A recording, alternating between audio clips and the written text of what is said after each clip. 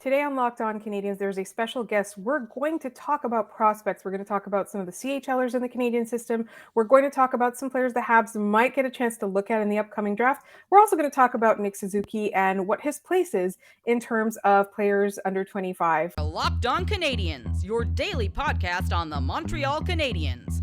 Part of the Locked On Podcast Network, your team every day.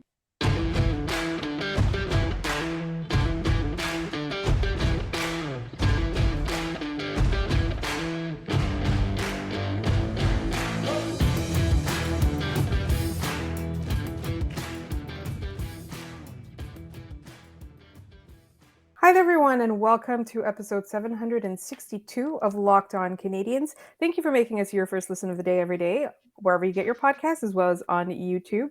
My name is Laura Stab, also known as The Active Stick. I'm joined, as always, by my wonderful co-host, Scott Matla, but today we have a special guest. Our friend Sebastian High is back on the podcast.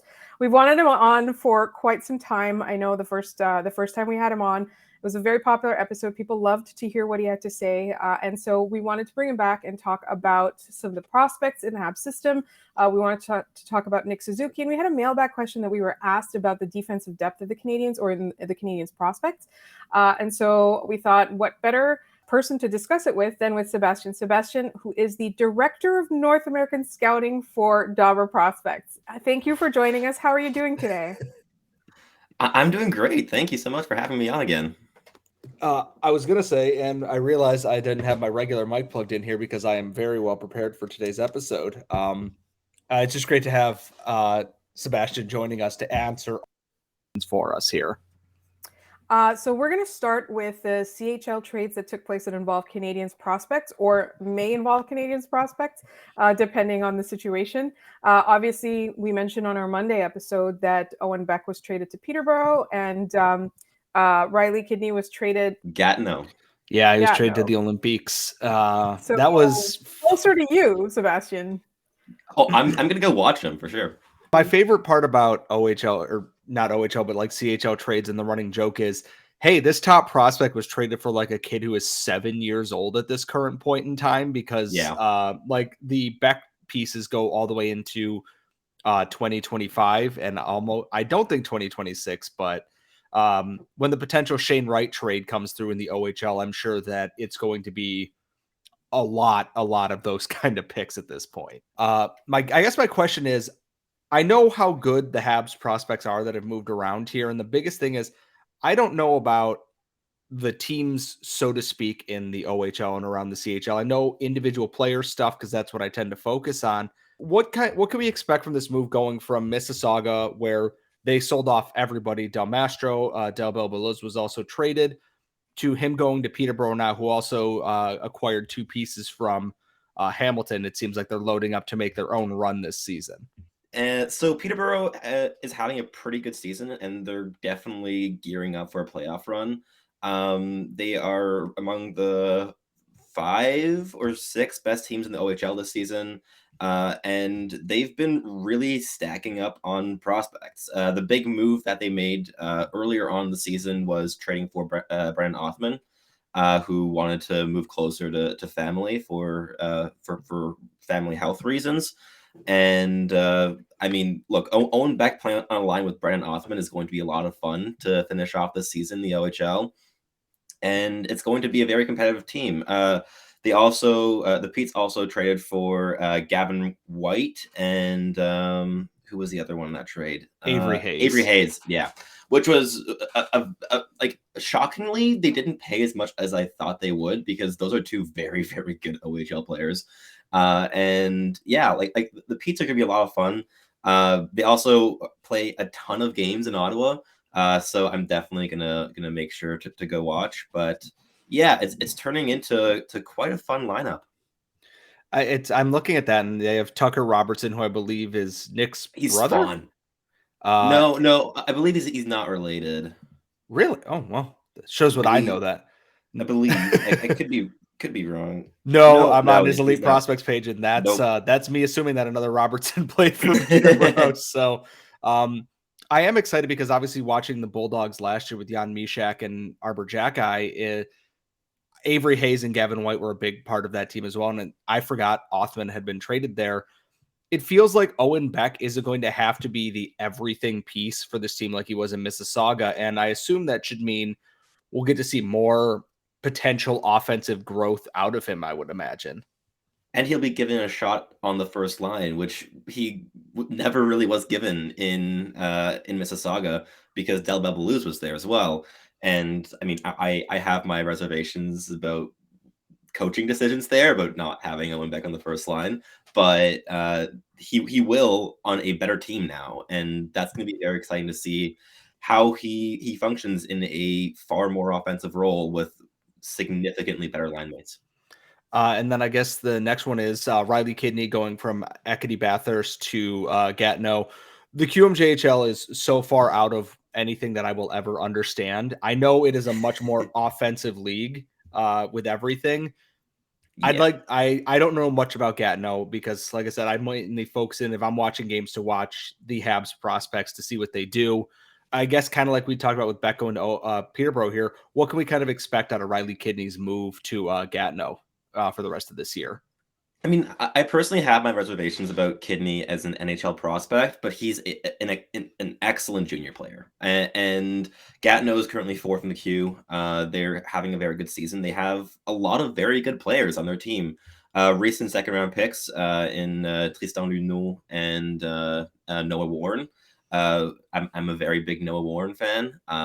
And there are some fun pieces on that team. I think that Kidney fits in just very, very nicely there. He is going to be their first line center now for the rest of the season, playing with a skilled guy in Antonin Verreau, who was draft eligible last year but didn't get picked. Yeah, like it's gonna be fun to see how Kidney kind of functions on that team because this season they've been just like a bit kind of like. They haven't been scoring as much as the other top teams in the queue. So they do need to kind of score some more goals, and they've also been conceding a ton. So this is kind of a move where Gatineau is doubling down on offense specifically. They could have gone out and acquired a defensive center or a defenseman, but they decided to go with the pure skill and offense of Riley Kidney. Yeah, I just wanted to kind of move it over to the WHL and talk real quick about Jarred Davidson because, you know, all of this movement in the CHL is going to affect him. But also we get a lot of questions about him, and Scott and I aren't really WHL focused, obviously, for a lot of reasons. So we figured let's ask somebody who knows about a little bit more about Jarred Davidson because and one of our mailbag listeners like literally said sometimes it seems like he doesn't even exist. We do kind of forget he exists sometimes. So I know he's a late rounder. He's in the Habs system. And I know that, you know, his NHL, I guess his chances of making the NHL or being a successful NHLer aren't very high, but I still think we should talk about him. And I still think, you know, people are curious about him. So what are your thoughts, Sebastian? It was kind of a confounding pick that the Habs made because it kind of clashed with everything else they did on that draft day. They were always drafting for a combination of skill, skating, and smarts. And Jarred Davidson has the smarts. And he was he was like a double overager, putting up massive numbers, but really lacking projectable elements to his game. So it was not a pick I was expecting at all. But yeah, so Jarred Davidson is a guy who he scores his points by just outthinking his opponents, but not to a level that projects to him being able to do so in pro hockey, let alone in the NHL. He is one of the worst skaters in the entire Habs system, a very, very choppy stride. And especially because he's almost 20, I believe, or he is 20. There's less runway to really fix those skating deficiencies. And they haven't really come a long way since the draft, from everything I've seen. He lacks great handling skill. He has a pretty good shot. He anticipates play nicely. He has all the things that you need in junior to put up some points. But in the O-zone, he glides around quite a bit, and he's not overly involved in play. He gets quite passive defensively. I don't know what his role in the NHL would be, because he lacks an elite defining skill that can catapult players to making the NHL against all odds. He's not like a defensive workhorse who can just plug away on a fourth line and have his role. I don't know what he would be. Again, look, I always hope that prospects prove me wrong, right? Like in the end, if I doubt a player and they prove me wrong, it's like, good on you. Like I can learn from this as a scout. But with Davidson, I have a lot of doubts as to even how impactful of an AHL player he can be within the next 5 years. I'm curious to see what the Habs' plan with him is, whether they want him to go to Trois-Rivières next season. But yeah, it's just not a pick that I really understood. Like, if you're gonna draft a 20-year-old and it's a 20-year-old in the CHL, it has to be a player that's really special, because you only have basically 1 or 2 years of his rights before you lose them. If you're drafting a 20-year-old from Europe, it's like, okay, fine. Like the Habs drafted Petteri Nurmi, who I think was 19. Didn't love the pick either, but at least you hang on to those rights for like 5 or 6 years, and you can see maybe he develops into a good defensive third pairing guy, and you have that down the road. Awesome, that's fine. We don't have that luxury with CHL players, because their rights expire so quickly. And yeah, I think it all kind of contributes to North American players being pretty overvalued at the draft quite often. That's interesting that you say that. We're going to stick with North America, but we're going to get back to the Habs, and we're going to talk about Nick Suzuki in just one moment. One of my favorite topics of conversation, actually. But first, this episode is brought to you by BetOnline. BetOnline.net is your #1 source for sports betting info, stats, news, and analysis. Get the latest odds and trends for every professional and amateur league out there. From pro football to college bowl season to basketball, anything that you want, everything's at BetOnline.net. And if you love sports podcasts, which I know you do because you're listening to this one, you can even find those at BetOnline as well. We're always the fastest and easiest way to get your betting info. Head to the website today or use your mobile device to learn more. BetOnline, where the game starts. So one of the reasons that I wanted to talk about Nick Suzuki was that obviously this was clickbaity before the holidays. Like there was a top 25 under 25 list, and Nick Suzuki was on the 5th. It was from the Bleacher Report. And obviously people were very, very upset about this. And I think that for me, in my opinion, there tends to be a tendency to undervalue Nick Suzuki outside of Montreal.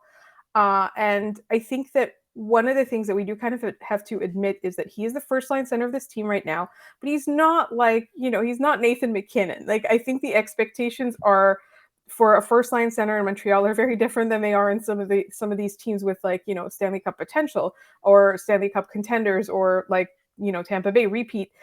I feel like a lot of people think that when we talk about Nick Suzuki's value, people think fans think he's Sidney Crosby. I don't necessarily think that, but I did kind of want to contextualize, like, what does Nick Suzuki bring to this team? What do you think his place is on a future contender? Let's say 3-4 years down the line. Like, what do you think Nick Suzuki is bringing to this team? And do you think he can get better than he is at this moment? I think he's still pretty young. He's still early in his career. He's also been tasked with a lot of really heavy minutes and assignments for the past couple of seasons. So I'm curious as to, like, what I'm going to say objective, but I know you're a Habs fan, so your objective as possible thoughts on Nick Suzuki.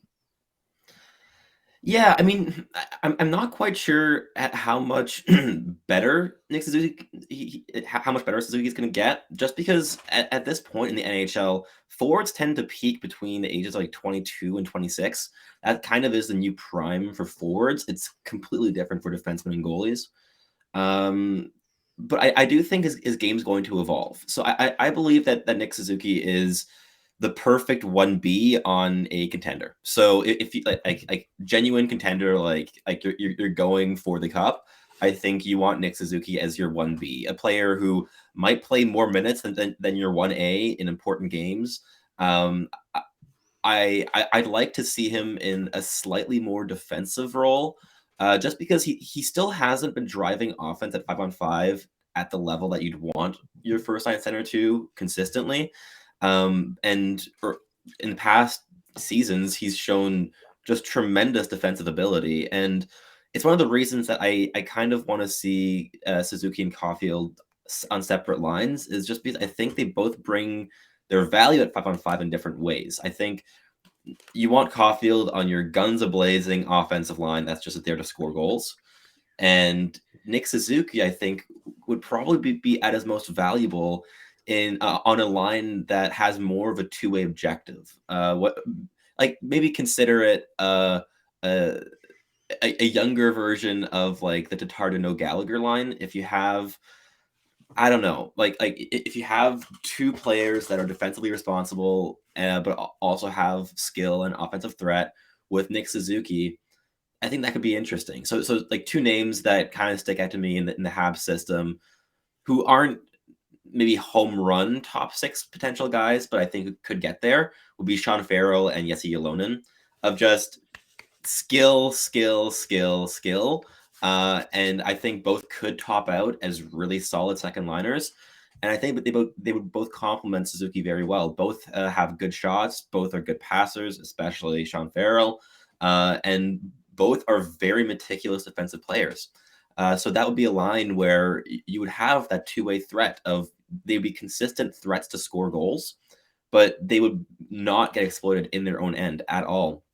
And I think that's kind of what you want from from Nick Suzuki, really, is having him in that spot. I think in an ideal scenario, the Habs would land their 1A of the future at the draft with their own pick, whether it be Connor Bedard or Adam Fantilli or Leo Carlson or Zach Benson. I think Benson also has a higher ceiling than Nick Suzuki.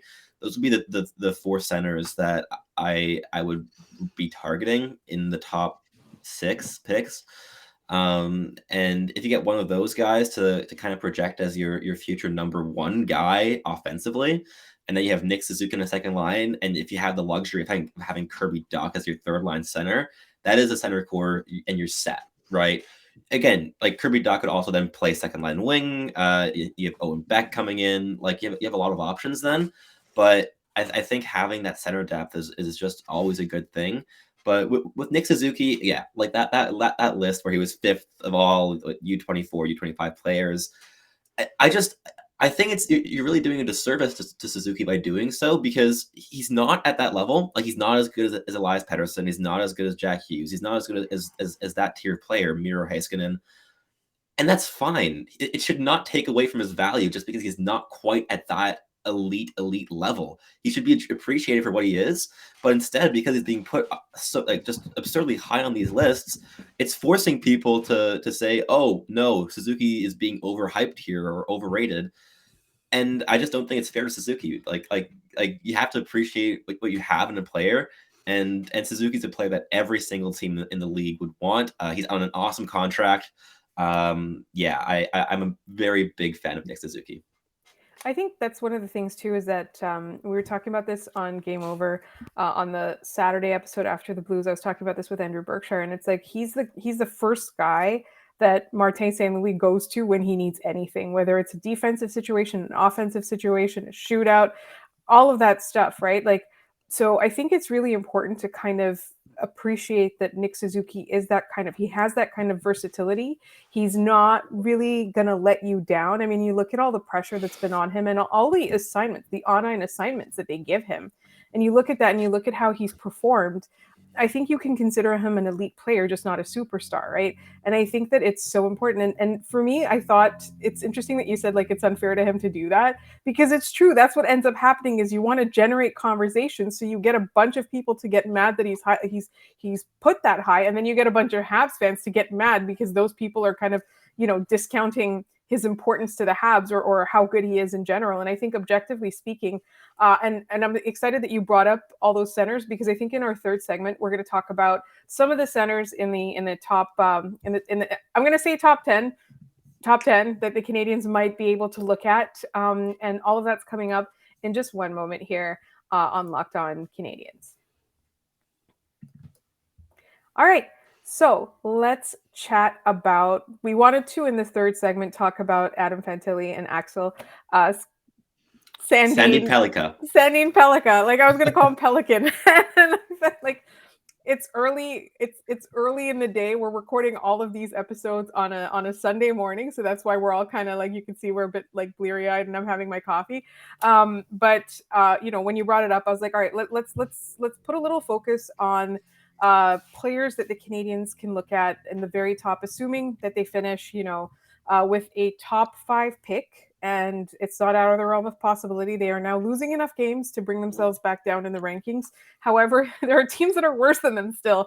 So we need to temper our expectations, and we need to maybe hope for a lottery miracle. But it looks like the way that Florida's going, it's possible the Canadiens can have 2 top 10 picks in the upcoming draft. So Scott, you had some curiosity about a couple players. So why don't we start with Adam Fantilli? Because we always say Fantilli is like the quote unquote if you don't get Bedard player. But what exactly does he bring? Like, obviously we know he's a center. We know that, he's got a lot to offer, and it's one of those things where, like, 1 year if you don't get that top pick, it's not too much of a disappointment because there's a really high caliber player behind him. So, thoughts? I love Adam Fantilli. He is in his own tier at number 2 overall on my draft board right now. So it's Bedard in his own tier at 1, Fantilli is in his own tier at 2, and then I have a tier of 5 players behind them. It is an exceptional consolation prize if you miss out on Connor Bedard. Adam Fantilli is an exceptionally skilled, hyper intelligent power forward centerman who does everything well.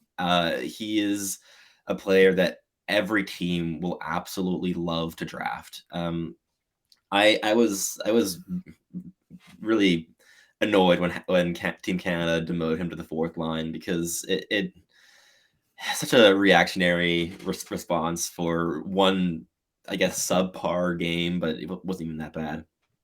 And Fantilli was clearly among the 6 best forwards for Team Canada. And he's constantly creating on the 4th line. Like, he was doing everything. His goal against the U.S. just brought me joy. The off-puck movement, driving the slot, everything about that was gorgeous. Adam Fantilli is a really powerful, fluid skater. He's regularly the F1 on the forecheck. He has a really, really good activity rate, constantly moving his feet, constantly applying pressure. He uses his reach so well to gain the zone. He's a great puck protector, has exceptional hands. He's so inside driven too, which I just love. He just constantly attacks the slot. He's not at all a perimeter-based player.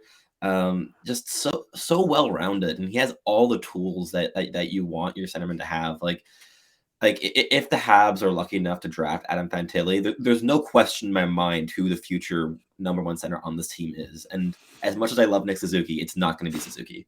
Adam Fantilli is another tier player, and he's going to be a top 15 center in this league for a long time, at likely even top 10 center in the league. He's elite in transition as well. Great problem solver. Like, really, every single aspect of the game, Fantilli does so well. His defensive game, he has some really good habits. There's still some things he needs to iron out in there, but Fantilli is just awesome. And I'm a very, very big fan. Our friend JD Young of Locked On Sharks has this is his pin tweet, and I think it's great. Shoot for the Bedard. Even if you miss, you'll land among the Fantilli, which I thought was great. Scott, do you have any other questions about Fantilli, or can we talk about some other people? We're looking, so not spoiler, but peek behind the curtain. We're looking at the tiers of players. Like, Sebastian sent us a screenshot, and I can see that there's a lot of names now that we're going to discuss in our next episode. But Scott, you had a couple people that you wanted to bring up for this. My thing is, it's more of a statement. Said, look at his scoring at the University of Michigan. Obviously, he was at absurd. That absurd pace, but he's also on a team that is loaded with talent that is still spread across there. Mackie Samoskevich, who is someone I wanted the Habs to draft, is so behind him. Rutger McGroarty, there's Dylan Duke, there's Luke Hughes, Seamus Casey, and Frank Nazar hasn't even played for this, and Gavin Brindley hasn't even played for this team yet. And Adam Fantilli is so far ahead of everyone else there already. And for those who want the Habs connection here, he played with Sean Farrell the year that Farrell absolutely dominated the USHL, where he had 101 points, won every award under the sun. Adam Fantilli was a middle six player on that Chicago Steel team. It's like, I want Connor Bedard, obviously, a potential once in a generation type of player, but it's not hard to be like, well, I didn't get Connor Bedard. It's like, well, we didn't get Connor McDavid, but you still get a Jack Eichel kind of player who is just phenomenal in their own right. And I am very excited to see what, the draft brings to that. And if you don't get Fantilli, okay, Leo Carlsson's there too. But before diving too far into other draft stuff, we do have to save some stuff for our second episode here. We do have time to talk about Leo Carlsson real quick. Yeah, Leo Carlsson is my third ranked player on my board.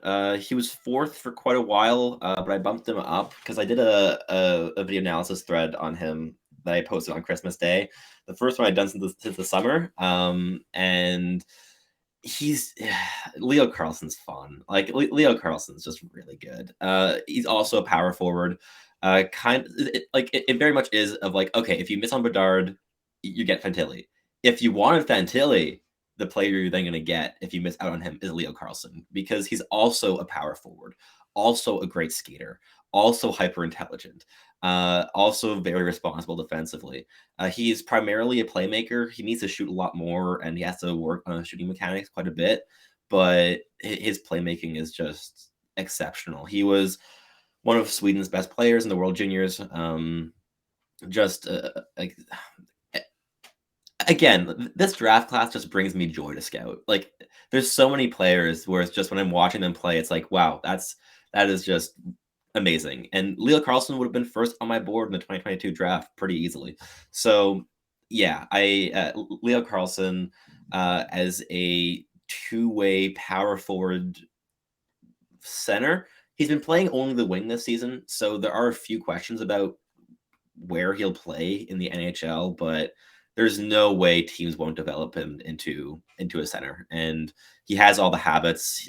He plays an inside game. Like, he's not a perimeter-based player at all. He likes to drive up the middle lane in transition. Like, he's going to be a center despite not playing center at all this year. Even at the World Juniors, he was a winger. But yeah, it's fun. Leo Carlsson is also a special player.